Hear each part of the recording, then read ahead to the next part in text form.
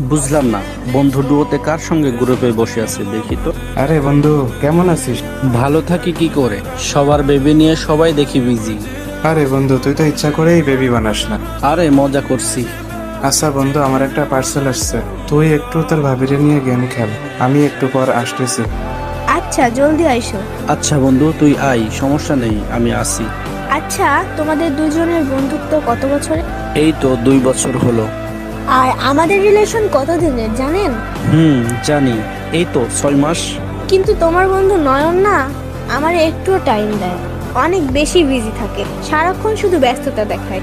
হ্যাঁ, একটু তো বিজি থাকবেই, কারণ ও পরিবারের বড় ছেলে আর পরিবারের পুরো দায়িত্ব ওর কাঁধে। বুঝলাম, বাট তারপরেও ও কেমন জানে। কেমন জানি মানে? শোনো, আমার বন্ধু তোমাকে অনেক হ্যাপি রাখবে, কারণ ও যেমন লয়াল, মনের দিক দিয়েও অনেক ভালো। কি রে, তোরা গেম খেলিস না? কি কথা বলিস?